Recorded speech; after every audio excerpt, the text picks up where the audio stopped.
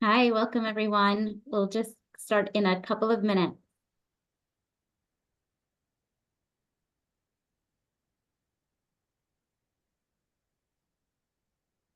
And while we're waiting for others to join, we will take a quick poll just to see who's in the room and where you're joining us from.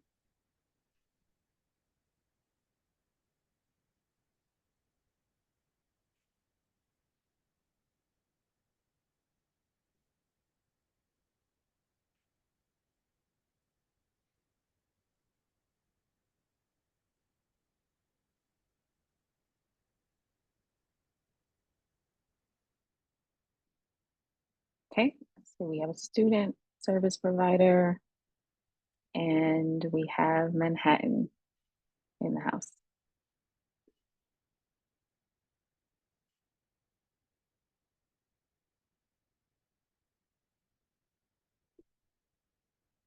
So I definitely want to maximize our time. So we're just going to give about 30 seconds. We'll leave the poll up. We'll give about 30 seconds for others to join.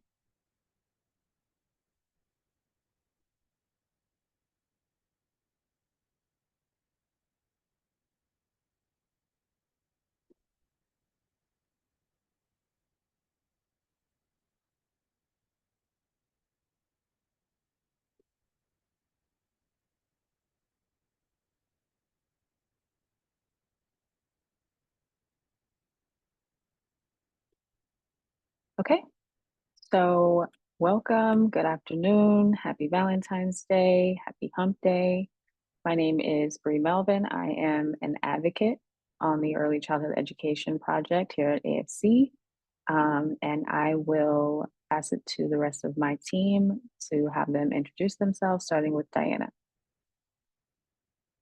Hi, everyone. I'm Diana Imbert. I'm a staff attorney here with Advocate for Children. I'll be presenting a little bit later in the presentation. Happy Wednesday. Hi, everyone. My name is Betty Baez-Mello. I'm the director of our Early Childhood Education Project. I'll also be presenting later in the presentation, and we'll be answering questions in the Q&A and be pausing throughout the presentation for questions as well. Thank you, team. And so let's get right into it. Let's go over our agenda for the day. So we'll start with an introduction of Advocates for Children. We'll go over 3K and pre-K programs, 3K and pre-K applications, and then we'll move to special populations, which include students in temporary housing, students in foster care, students with disabilities, and dual language learners. Next, we'll move to infant and toddler programs. We'll discuss Head Start, and then we'll finish up with resources from both AFC and DOE to assist in the process. So let's get started. What is Advocates for Children? Advocates for Children was originally founded in 1971 by parents who were advocating on behalf of students with disabilities and has since expanded over the years, over 50 years to be exact. And it is an independent agency that protects the rights of all New York City students. So the services that AFC offers, well, there are many services that AFC offers, and including our helpline, which is available for anyone to access parents, professionals. As you see, our number is listed here, and the helpline is open and available from Monday to Thursday between 10 a.m. and 4 p.m.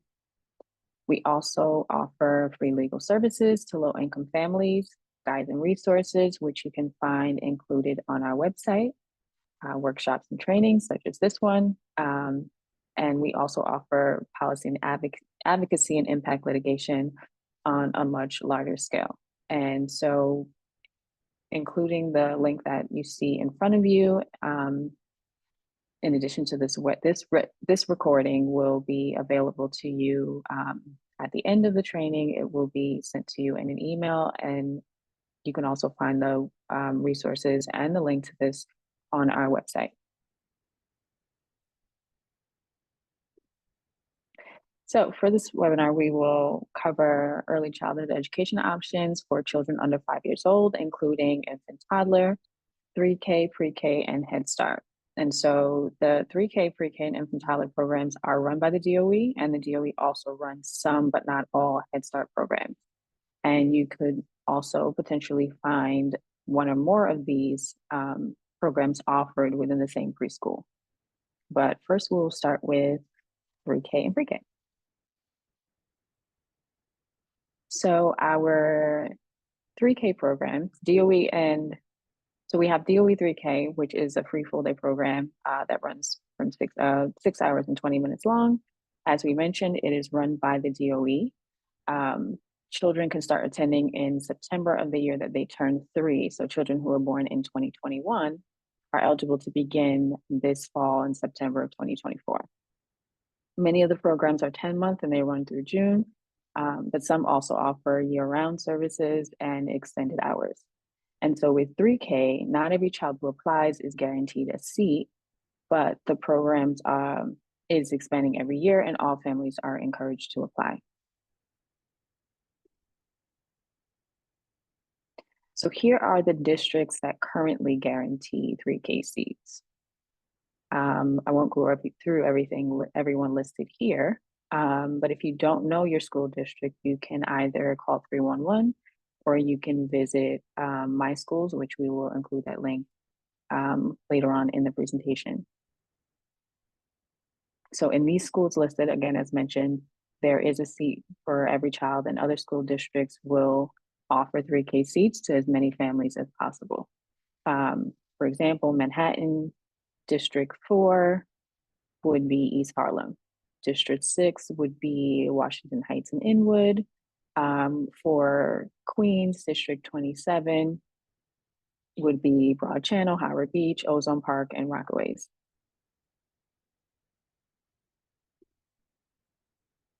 So our settings for DOE and DOE 3K include district schools, pre-K centers, NICEX, and family childcare. For district schools, that includes DOE public elementary schools, which are overseen by the school's principal. Pre-K centers are run by the DOE, and they offer pre-K and 3K classes only.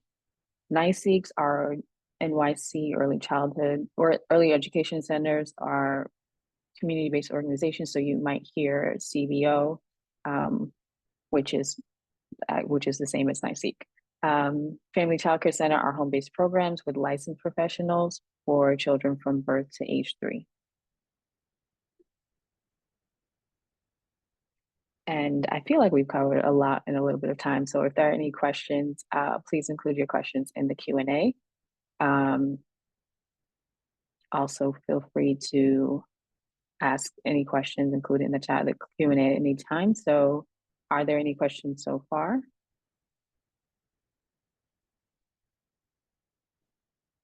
No questions yet.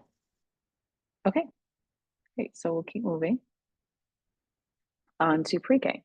So pre-K, similar to 3K, is free full day program run by the DOE. And this will be for children who would start in September for the year that the child turns 4. So 2020, if your child was born in 2020, they would start this fall in pre-K. All children, the difference between 3K and pre-K right now is that all children who apply are guaranteed a seat. And then similarly, some programs offer extended hours and year-round services.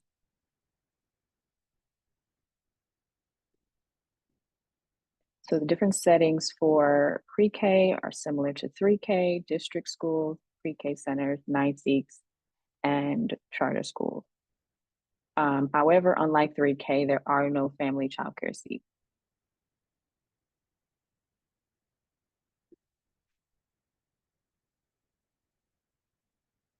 So extended day year and Head Start.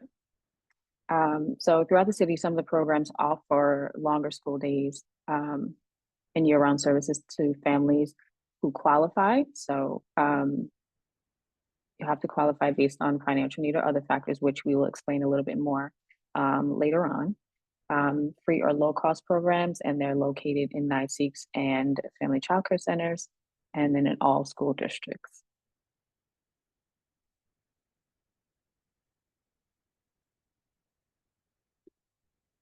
Right. So we're going to cover the 3K and pre-K application process. This is an overview of that process. That first step being researching, kind of exploring your options of the different programs. As we've been talking about them, they exist in different settings. Applying, which is ranking up to 12 programs, and we'll talk about the different ways that you will apply. And then you will receive an offer. You will receive that offer and registration and the process for registering we will also talk about in late spring. And then lastly, what the process is for waitlist, for hearing from programs throughout the summer. Just to note, while you can find information about charter schools, pre-K programs that exist in charter schools on the DOE website and online directory, you cannot apply to charter schools using the DOE 3K and pre-K applications. So again, just important to note that you can see the options, but you will not be able to apply to them through the applications. Okay, so talking more about exploring programs, these are sort of the top 3 tools. As you can see, these tools are hyperlinked. So you see here at the admissions guide, Find a School, and My Schools. I'll talk a little bit about each one and what they offer. When you get this presentation, it'll be just a quick, easy click for you to click on them. But you will use the DOE website and My Schools to search for programs that are close to an address, close to you, to your home, your work, or your location where you might be searching for a school. You also can filter through different various options. We'll talk about that in just a second. You have maps that you can use to help find not only distance, but also find the contact information for each program and information on the services they offer to really see whether or not it's a good fit for you. My Schools also lets you star applications, various programs. So that way, as you're looking through things, you can decide, oh, this one interests me. I want to come back and research it more, or I just want to kind of keep it as part of the schools that I might rank. That star feature is really allows you to favorite it and is really good for that. And then the 2024 New York City Public School Admissions Guide covers the infant and toddler program, 3K, pre-K, and older grades as well. So it'll sort of have everything regarding New York City public schools, but there are different sections that allow you to go directly to the population that you're looking into. Also important to note that there are no more printed directories. So the online directory is available on My Schools. You can check there for more information on open houses and information sessions that might exist for the school. And then always, you can use My Schools to contact each program to learn more. And again, we'll talk through these different features in just a second. Okay, so here's My Schools.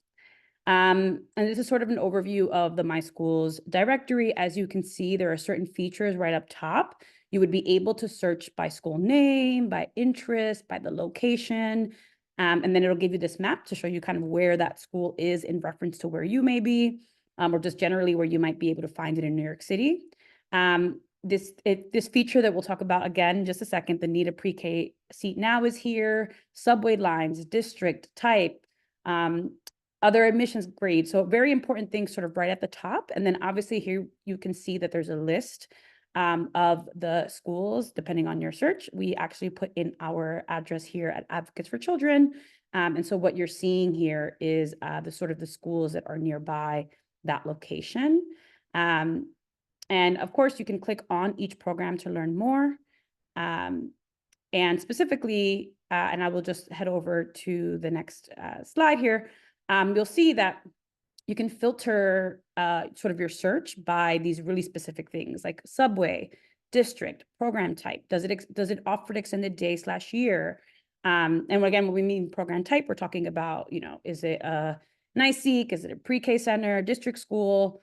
And you can also search as well through the various program information that will be found, right? So you will see the type of school, the contact information, the admissions priorities that we'll talk about in just a second. So you have a better understanding of your child's chance of getting into a school like this. And then it'll have a quality snapshot and then other important features, which is whether or not, language that the school might offer. Does it have extended hours? Is it year round? So again, very helpful tool for sort of researching schools and understanding. And again, just want to emphasize that not only can you do this, but you can also favorite the schools as you're going through them, the ones that you like. Okay. And again, just kind of another example here, but you can see below some of those specific things that we talked about. Important to note that there are some NYSEEKs that have income or other eligibility requirements because they offer Head Start or extended day seats. And then so my schools will note if there is these requirements, as you can see right here with this arrow that says eligibility requirements. So this extended day and year program does have those requirements, and you can sort of learn more about what you need in order to qualify by clicking on that. Again, you can see the favorite feature here. And so if this is a program that you would be interested in, we would recommend that you actually contact that NYSEEK before applying, just to make sure that you're actually eligible to meet those eligibility requirements. So this one might require a little bit more follow-up, but again, you should be able to click, get all the contact information you need, and be able to reach out to the school. And we are going to see how some of us are doing here, and gonna put up a poll here. So the DOE provides busing to preschoolers attending 3K and pre-K in the following settings. And I know we haven't covered this yet, so I want to see how much you all know.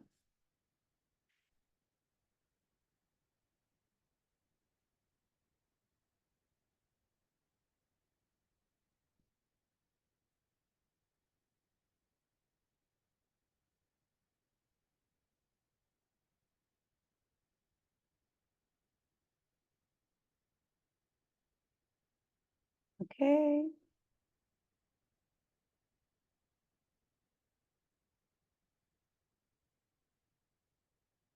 All right. So a little bit of a tricky question. One of us did get it correct, but the answer is actually none of the above. So the DOE does not provide busing to preschool students, except under circumstances for students with disabilities that are attending special education programs. And sometimes in very limited circumstances for students in temporary housing or children in foster care. So one of the important things that you should really take a note of is really the distance of the preschool to your home or your work or where you might be taking the child, because again, that's going to be something that it is going to be the responsibility of the parent. And so it should be one of the things that you're filtering for, right? The subway, the distance, because again, that responsibility will be yours. Okay. All right, so the actual applications themselves, they're due by March 1st.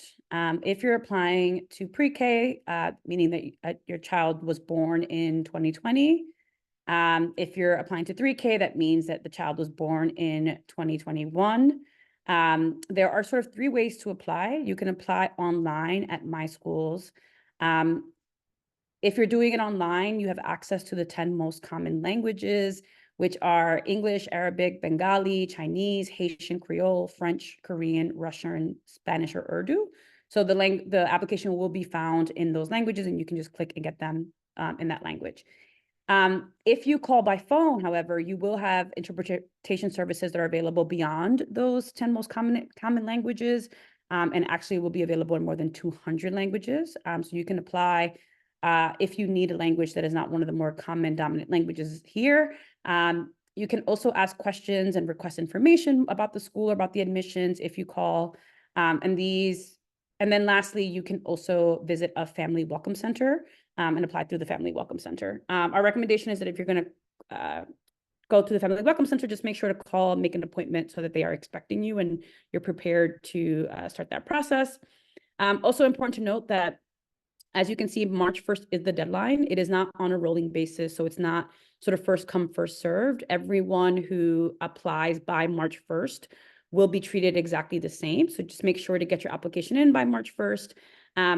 The admissions of whether or not a child gets into a school is based on the admissions priorities that we'll talk about in the next slide. Oh, excuse me, actually before that, we have covered a lot, so just want to check in. I'm not seeing any questions in the Q&A. So we'll just remind everyone that throughout this presentation, we are covering a lot, and I know we're covering it rather quickly. So please, if anything comes up, just make sure to put your questions in the chat. As you can see, we will be temporarily stopping throughout the presentation to answer questions. And then also Bree and Betty are both available to answer questions as they come up. So feel free to ask as many questions as you need in the chat. Right, but since there are no questions, we are going to move to talk about the admissions priorities. I will be talking about the admissions priorities based on the different settings because the different settings actually do have different admissions priorities. And so just so that we understand, the admissions priorities is really sort of how these various settings will be admitting students. Obviously, there's a lot of applications that come in, and so they have to figure out a way to prioritize certain students over other students. And the way they do this is what we will be talking about. And the first one we'll talk about is district schools. So the first sort of student in the first priority group here are students who currently attend, and this is mainly for, I'm going to talk about these admissions priorities for both pre-K and 3K, but this first one, excuse me, they apply to both 3K and pre-K, but this first one I will talk about obviously in reference to pre-K because it doesn't occur in the 3K context. So for pre-K students, the first kind of admissions priority is current students who attend that 3K program. So if a child is attending a 3K program, they have sort of the first admissions priority when applying to pre-K. Again, you still have to apply, even though you're in the 3K program, you would apply, but you would be given first admissions priority because you were attending that school the year before. Again, this does not apply for 3K. Next, for 3K and again pre-K, the next admissions priority is that students who are zoned, so they're attending this, they're in their zone school, and they have a sibling who attends that school. So that would be the next admissions priority. Again, for 3K students, it's sort of the first admissions priority, but this is the admissions priority for pre-K and 3K students. Next is other zoned students. So those are other zoned students who do not have a sibling that attend that school would be the next admissions priority.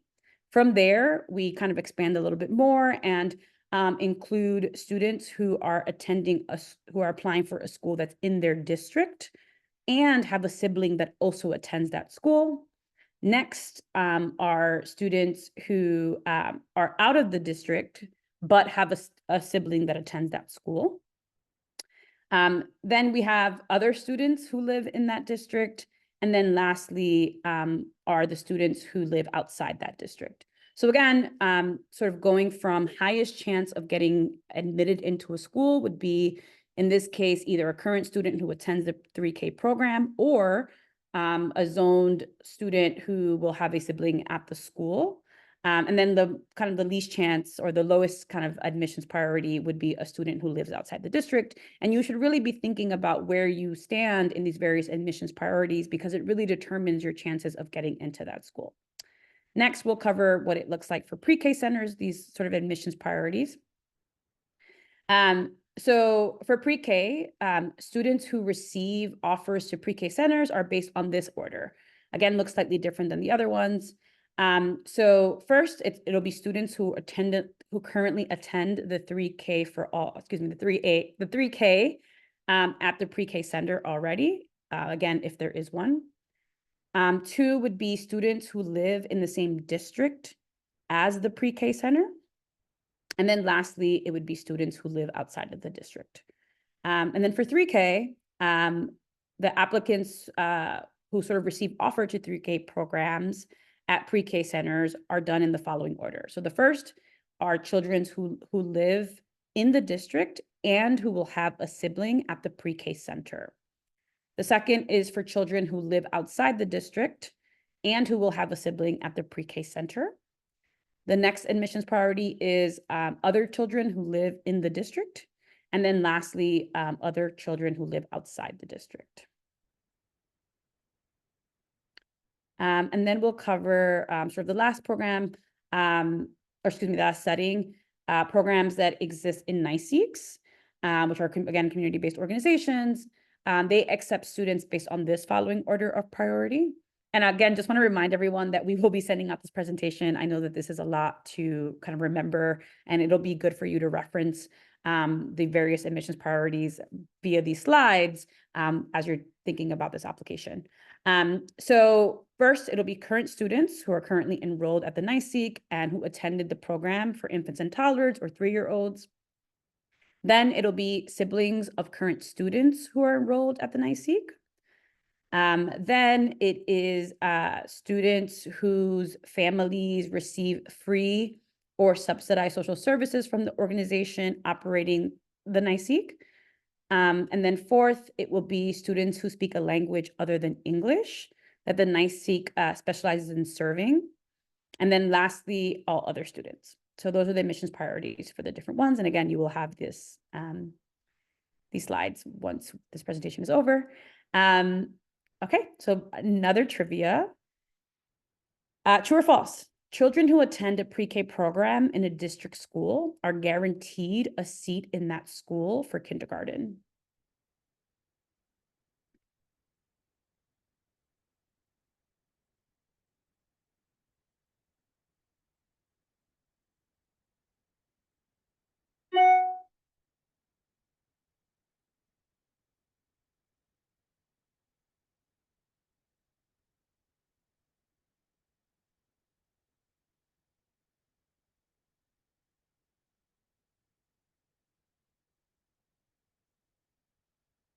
Okay, just give everyone a few more seconds.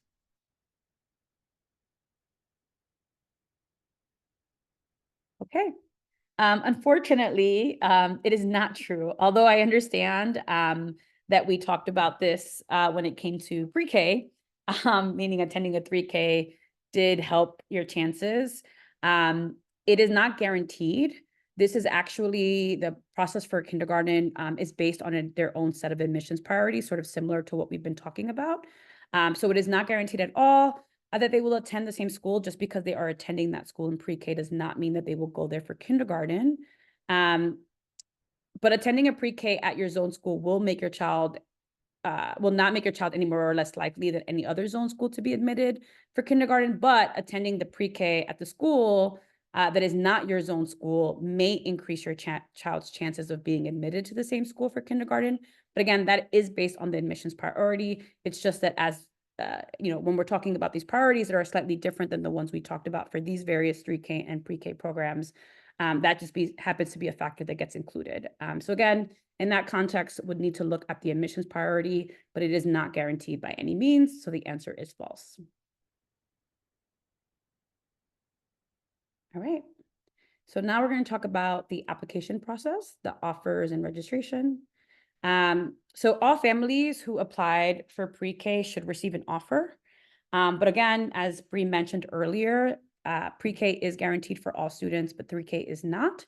So not all families who applied to 3K are guaranteed a seat and may not get an offer for that reason. So you should receive an offer if you're going to receive one in late spring.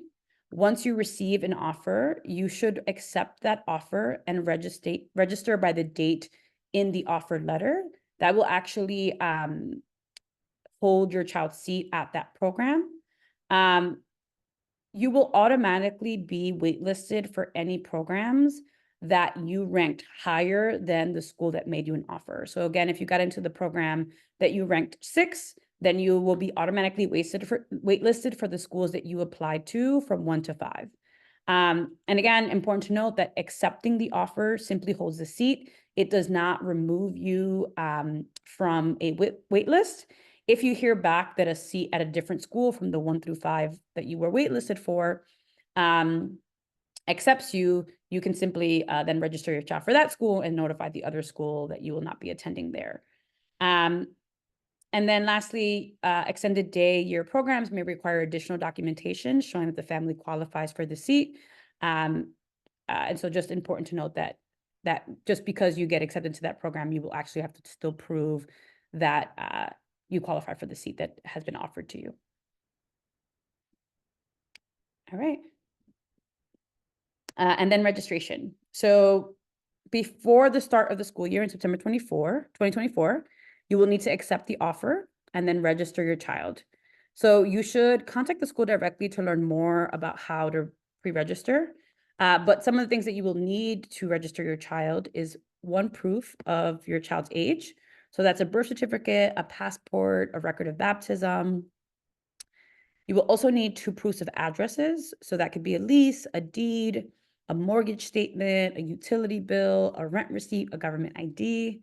Again, important to note that you do not need to provide proof of citizenship or a social security number in order to register your child. And that students in temporary housing have a right to immediate enrollment, meaning that if you do not have the documents you need in order to register, your child still has a right to enroll at the school while you work to get those documents. Yep. All right. And then I know that we talked about seeing that this kind of feature, need a seat now, that we talked about, or I mentioned or made reference to earlier when I was going through my schools, but wanted to just explain it a little bit more. So if your child is currently eligible for a seat in a 3K or pre-K program, but they're not in school, you can actually use this new feature that is on My Schools Now to find a seat for your child for the remainder of the school year. What we recommend is that you contact the programs directly to ask about the seat type and to register, and to find out, to just make sure that the seat is available, whether or not it works for your child, and then to register your child. But again, an important feature for looking for a school as it stands right now. And again, we've covered a lot. I don't see any questions, but we'll use it again as a reminder that we are here to answer questions if they come up. Thank you, Diana. So unless I see any questions come up, I'm gonna move forward with the rest of the presentation. As Diana and Bree both mentioned, charter schools also offer pre-K programs or offer pre-K seats. Those are the seats for children who are 4 years old. And while you can find information about pre-K programs in charter schools on the DOE website, on My Schools and other resources, you cannot apply to pre-K programs at charter schools through the DOE's pre-K application process. So just for those of you who are less familiar with charter schools are free public schools. Just like the district schools run by the Department of Education, except that charter schools are not run by the Department of Education. They are run by their own board of trustees. They are still free schools, they are public schools, and many offer elementary school, middle school, and high school grades as well.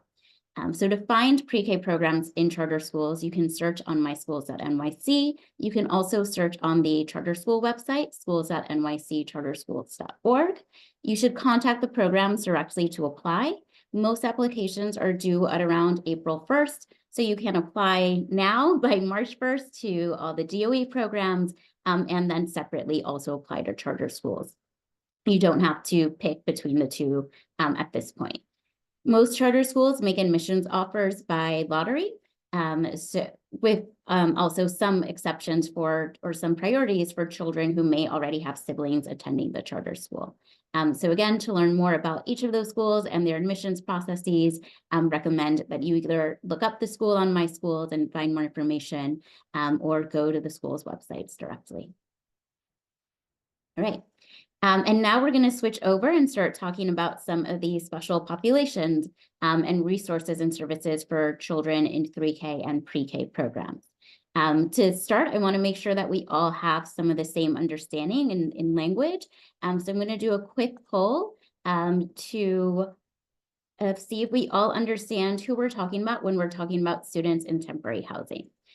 So which of these students do you think are considered students in temporary housing? Please select all that apply.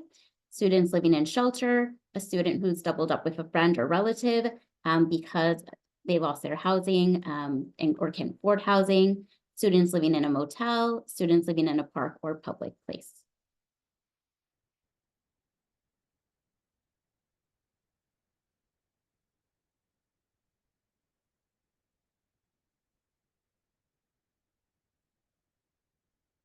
Okay, a lot of you answered quickly. It's hard to tell with this one how many of us got everything right, but the answer is all of the above, right? So I asked you to select all that apply, and all do apply. Under McKinney-Vento, which is the law that gives educational rights to students in temporary housing, the law defines students in temporary housing as all of these students. So either it's a family living in a shelter, doubled up with friends or relatives, living in a motel, What we see less common, thankfully, is living in a park or public place. But if that is the case, all of these students would count as students in temporary housing and get some of the additional protections in the law. What some of those protections include is the right to apply and to register right away. We encourage all families to apply, including families in temporary housing. Families can apply through the 3K and pre-K for all application process using your temporary address. So for example, families applying to schools using My Schools, you can enter your address at My Schools, find different 3K and pre-K programs close to that address, and apply to all of those programs. You would be able to, if you receive an offer in the spring, you can register to those programs, even if you're missing all the documents that Diana went over that are usually required to register. Students in temporary housing also have the right to immediate enrollment. So if there's an open seat, the child can attend the program, even if the parent still doesn't have those registration documents that are usually necessary to attend. So students in temporary housing are given a grace period. The child can attend the program while the family works on securing all of those documents. And so that applies for families who apply through the application process, but even, students in temporary housing, if you move to a new address in the middle of the school year and are looking for a seat in a program, as Anna mentioned, there's that new feature of find the seat now. If you find a seat through that process and you're a student in temporary housing, the family can go to that program if there's a seat available, ask for immediate enrollment, even if they don't have all the documents that are usually necessary. Students in temporary housing have the right to school stability. That means that they can stay in a program even if they change their address. And in part to facilitate that, students in temporary housing also have a right to transportation. For most families, this will look like a monthly Metro card that can be provided to families. You can receive that either at the program itself. They should be able to provide it directly to families, or families can contact their DOE regional manager. This is a link to where they can get the contact information. In some rare circumstances, students in temporary housing do also qualify for busing. Usually this happens if a preschool student has an older sibling who's attending school in a district program that also has a pre-K, right? So if the older sibling's already being provided busing, so there's already a route in place, it can be possible to have the preschooler added to that bus route if they're traveling to the same school to receive for preschool. So it's usually in very limited circumstances, but if you think you're in that situation or you're interested in learning more, contact your regional manager or call AFC's helpline and we can help walk you through that process as well. Okay, next we'll talk about students in foster care. As you'll see, students in foster care have many similar rights as students in temporary housing, but it is a distinct group of children. One of the main differences between students in temporary housing and students in foster care is that all children in foster care are working with a foster care agency. And these agencies can be a really great resource. Most of them have case planners or education specialists, many of whom will apply to 3K and pre-K programs for all of the families they serve.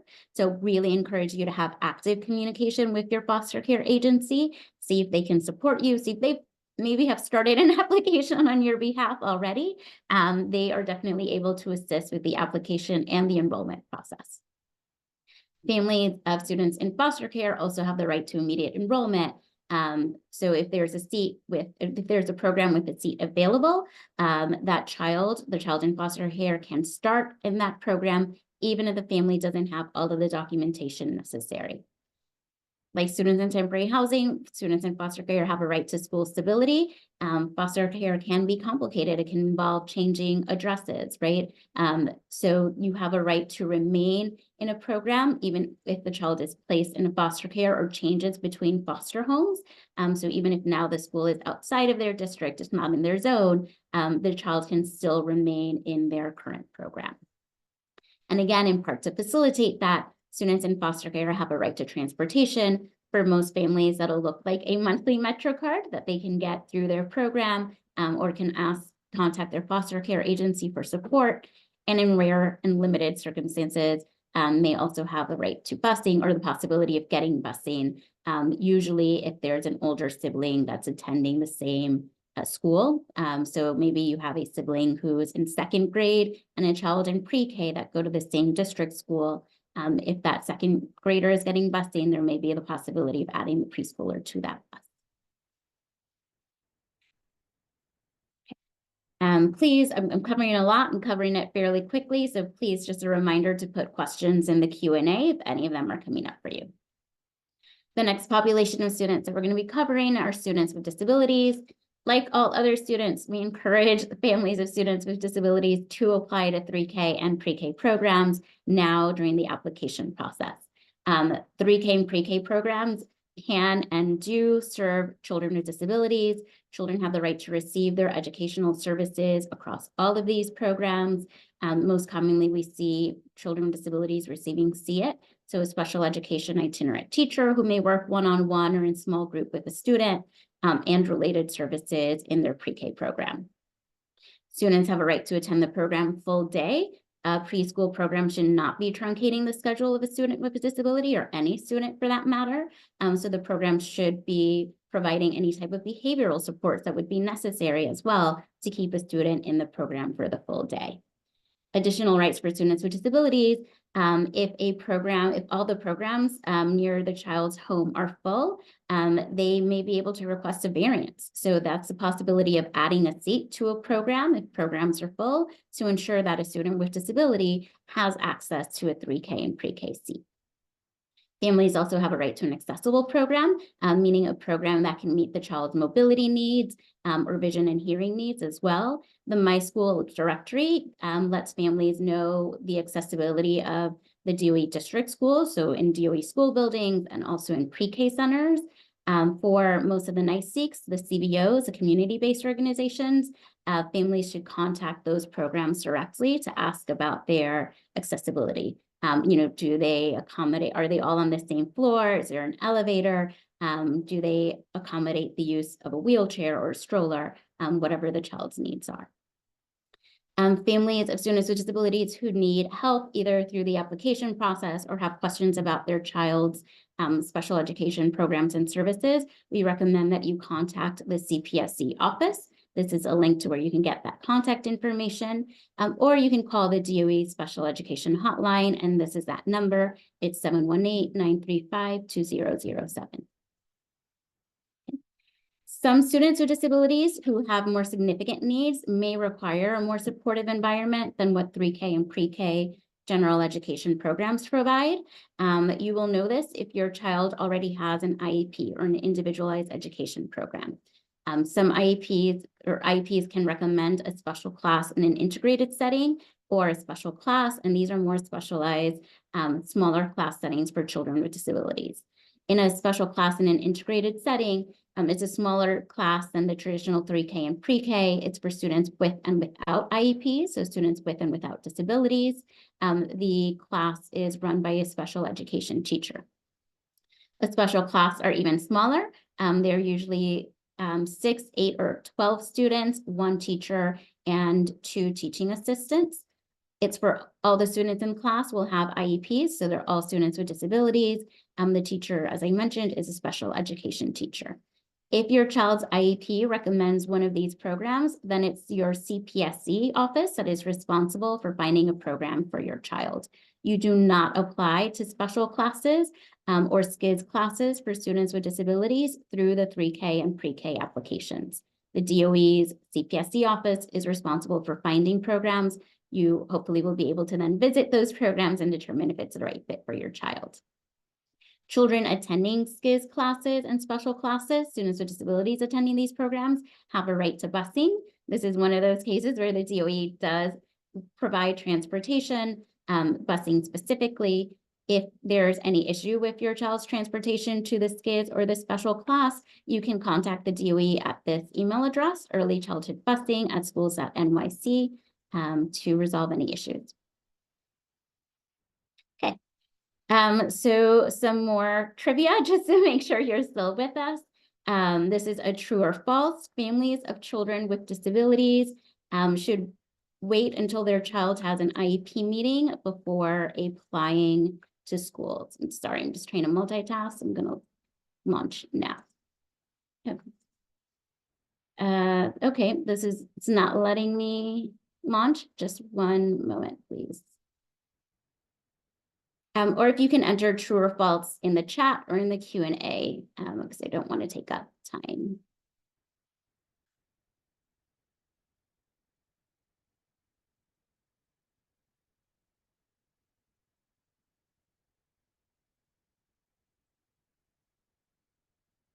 All right, sorry about that. It's saying I've already launched this poll, even though I don't see it. So please Q&A or the chat if you can type in true or false.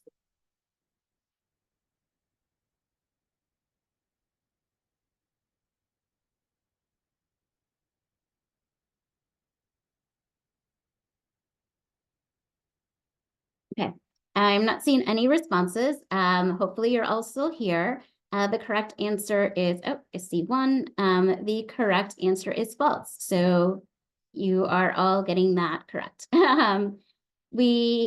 The deadline to apply to 3K and pre-K is March 1st.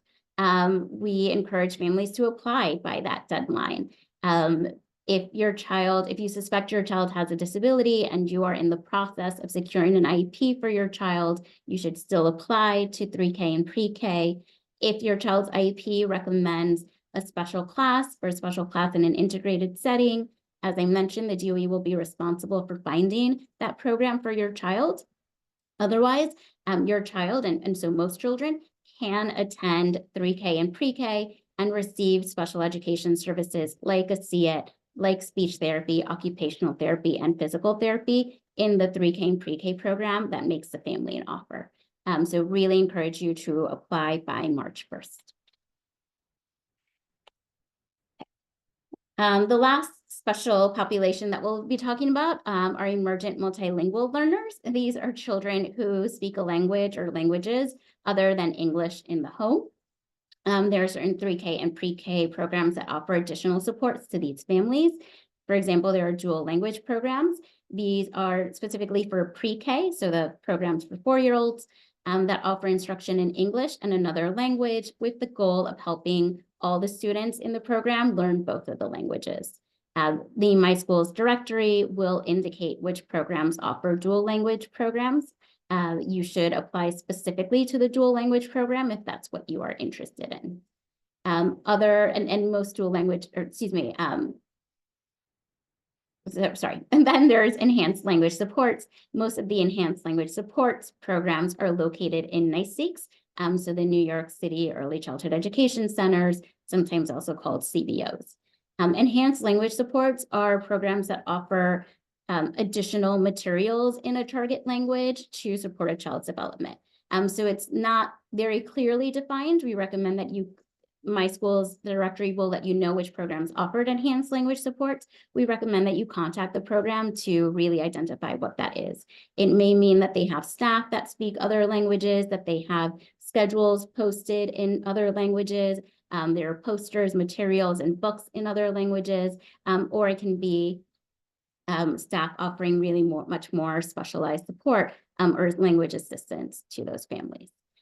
So for help, if you are looking specifically for a dual language program or want better understanding of the enhanced language support options, we recommend that you contact the DOE at pre-K dual language at schools.nyc.gov. Again, it's not limited just to the dual language programs. They can offer assistance on all the language supports across the board. Okay, quickly pause for questions, although I'm not seeing anything in the Q&A. Right, so we'll move on. We have mostly covered everything there is about 3K and pre-K, and we'll start talking about some of the other early childhood program options in New York City that are free and low cost. And we'll start with the infant and toddler programs. So these are programs run by the DOE, the Department of Education. They're free and low cost programs that serve children from 6 weeks old to 3 years old. Once a child is 3, then they're eligible to apply to 3K and pre-K for all. These programs offer extended hours, usually up to 10 hours a day, and year-round services. So they're still providing, they're open in July and August when the traditional schools are closed. Infant and toddler programs are only for qualifying families, so families must be eligible in order to apply. And you can learn more. If you've noticed on all of these programs, we've included links to the DOE website where you can learn more about all of them. So some of these eligibility criteria, and we're talking now specifically about infant and toddlers, but also the DOE's extended day year programs. As we've mentioned throughout the presentation, these programs have, you have to qualify in order to be eligible to attend. And the qualification generally is that you need to be eligible for subsidized childcare, which includes financial need and sometimes other factors. So generally, families are eligible, if they are on public assistance, if they're low income and need childcare because the parent is working or is in an education program, so has a need for care for their child. If a family has an active case with ACS, families living in temporary housing, or families receiving domestic violence services generally qualify. It's very complicated, and eligibility can be complicated. And based on that, some families may need to pay a fee based on a sliding scale. We recommend, if you're interested in determining if you're eligible, that you reach out to someone to screen and discuss your eligibility. Specifically, you can call 311, you can contact a family welcome center. You can also call a child care resource and referral agency, and I'm linking to all of those in this slide. As we've mentioned before, you will get a PDF that includes all of these links.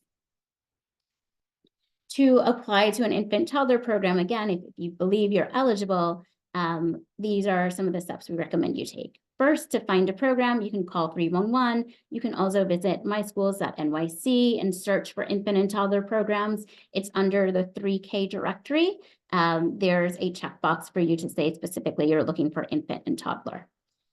You can apply at any time. This is outside of that March 1st application process because it's infant and toddlers, right? You're not attached to the school year schedule. So apply at any time by contacting programs directly. Families can also use mycity.nyc.gov.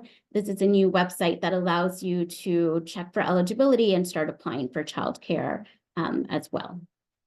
For help, because this can be complicated, especially determining your eligibility, you can go contact a family welcome center, a child care resource and referral agency. As the name suggests, these are programs or agencies that specialize in child care, determining a family's eligibility, matching them to child care programs.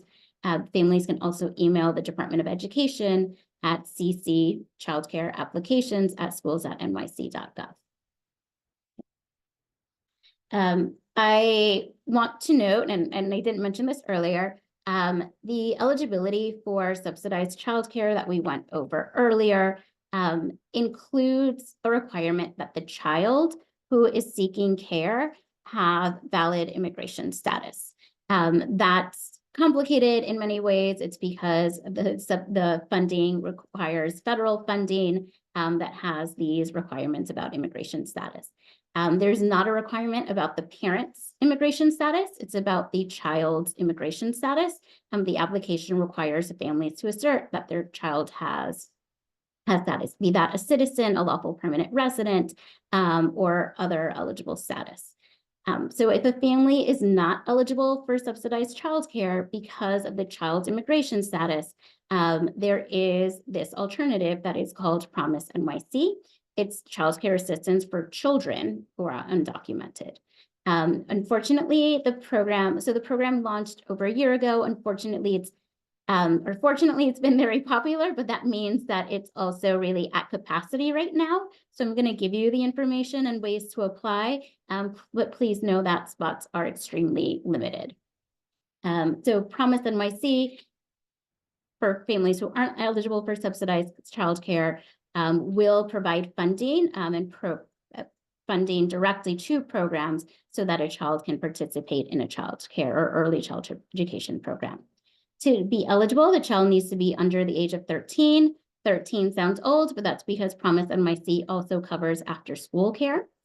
The child has to not have immigration status, right? Is not otherwise eligible for these subsidized programs. And the family's income must be below 300% of the poverty level. I've included a chart here that indicates what those poverty levels are for 2024. To apply for Promise NYC, you would contact the agency that is overseeing the program in your borough. So for Brooklyn, it's the Center for Family Life. Manhattan and the Bronx, it's the Northern Manhattan Improvement Corporation. Queens, Chinese American Planning Council, and in Staten Island, it's La Colmena. I won't go over each of these or the contact information because we will provide the slides with the links. Just again, a reminder that most of the funding for Promise NYC, it's at capacity. So you can contact these programs. They'll be able to give you some more information, but spots are very limited. Another type of program for New York City children is Head Start. We've mentioned a little bit about Head Start already. There are programs that are both either run by the Department of Education, but also some programs that are independent. So not all Head Start programs are part of 3K and Pre-K for All. Head Start, one of the benefits, it offers year-round services for longer hours. The minimum Head Start day is 8 hours a day. The programs provide education, health, nutrition, social, and other services for children. So it's really meant to be more well-rounded than just a school day, a typical school day program. To be eligible, there is early Head Start, and that's for pregnant mothers, infants, and toddlers. But there are many more Head Start seats, which are children who are 3 and 4, or from 3 to kindergarten. Again, if the child is, or if you're interested in a DOE Head Start seat, that would count as 3K or Pre-K. To be eligible, a family must be low income and temporary housing, and family or child in foster care, or family who's receiving public assistance. To find programs and apply, you can go to Find a Program, and this is from the kind of national Head Start website to find programs in your area. So it'll include programs that are not run by the Department of Education, or you can apply, you can find programs and apply directly through the 3K and Pre-K application, specifically on myschools.nyc. Okay, we'll take a pause to see if there are any questions before we wrap this up.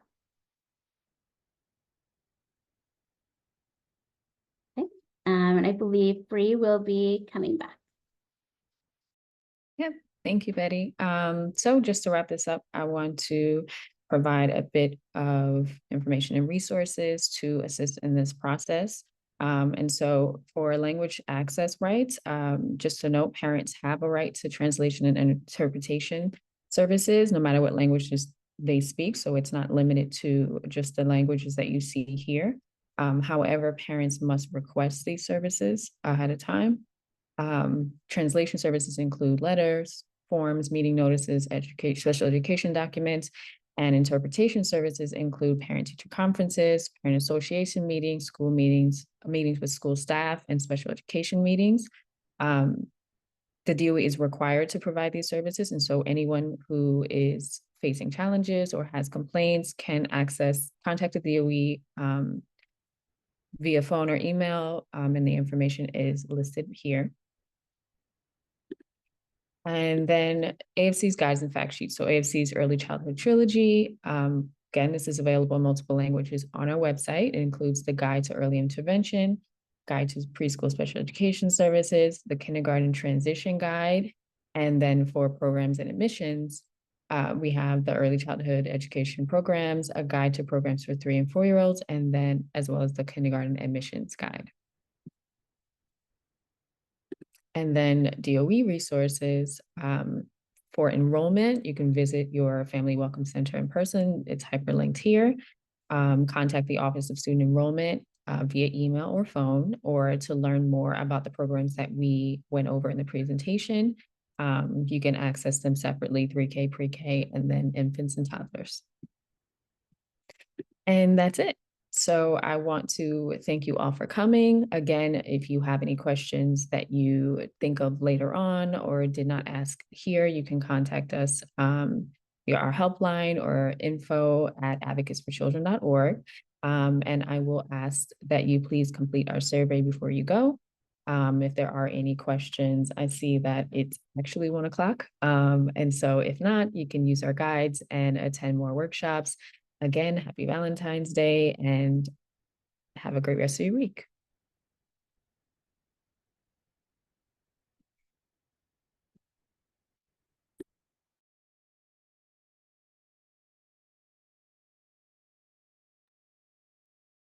Hi, thanks again, everyone, for participating. Unfortunately, it looks like the poll, I'm not able to launch the poll.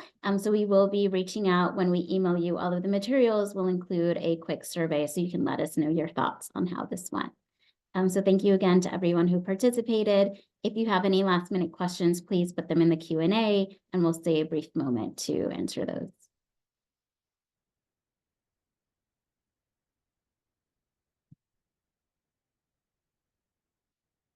Thank you, everyone, and I hope you enjoy the rest of your day.